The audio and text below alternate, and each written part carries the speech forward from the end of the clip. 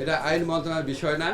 তবে আপনাকে একটা জিনিস বলি, আমরা মোস্ট এসেনশিয়াল কিছু সংস্কার করে যত দ্রুত সম্ভব নির্বাচন দেব। আমরা খালি জাস্ট এই জিনিসটা চাই না যে আপনার আগের মতো কোনো ভুয়া নির্বাচন হোক, আর এটা চাই না নির্বাচনে বিজয়ী হয়ে কেউ আপনার আবার ভুয়া নির্বাচন করার সুযোগ পাক। এইটা ছাড়া আর কোনো স্বার্থ নাই। আপনি একটা যে বিশ্বাস করেন, এই অন্তর্বর্তীকালীন সরকারে যারা আছেন ওনাদের অধিকাংশই যত তাড়াতাড়ি সম্ভব নিজের নিজের পেশায় ফিরে যাওয়ার জন্য আপনার আগ্রহী।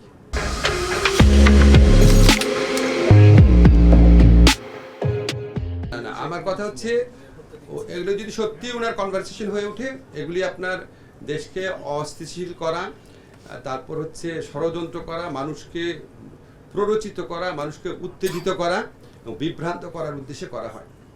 আমি এর আগেও বলেছি যে সত্যি অনেস্টলি বলতেছি, কোনো রকম চালাকি না, কোনো সরকারের উপদেষ্টা হিসাবে না। এখন সাধারণ মানুষ হিসেবে মনে হয় আওয়ামী লীগের নেতৃবৃন্দে জিজ্ঞেস করা উচিত, আপনি আপনার বৃহত্তর পরিবারকে নিয়ে কাউকে না জানিয়ে যেভাবে পালিয়ে গেলেন, আর আমাদের যে প্রতিনিয়ত উস্কান এই বিক্ষোভ করার জন্য, উস্কানিমূলক কাজ করার জন্য, সন্ত্রাসমূলক কাজ করার জন্য, এই ব্যাপারে আপনার নিজের ব্যাখ্যা কি? উনি ওনার ভাগ্নে টাগ্নে তাদেরকে এই সরকার পতনের 2-3 দিন আগে নিরাপদে পাঠিয়ে দিয়েছিলেন কেন? উনি আগে ওনার যারা নেতা কর্মী আছে তাদের উচিত ওনার পার্সোনাল জবাবদিহিতা চাওয়া। আজকে আওয়ামী লীগের নেতাকর্মীদের মধ্যে যদি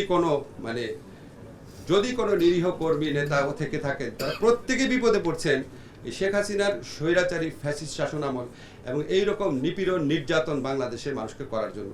তাদের উচিত শেখ হাসিনার সাথে টেলিফোন কনভারসেশন হলে অন্তত একজন যেন একটু প্রশ্নটা করে যে আপনি আমাদের কাউকে না জানায় এভাবে পালিয়ে গেলেন কেন আমাদের বিপদের মধ্যে ছেড়ে।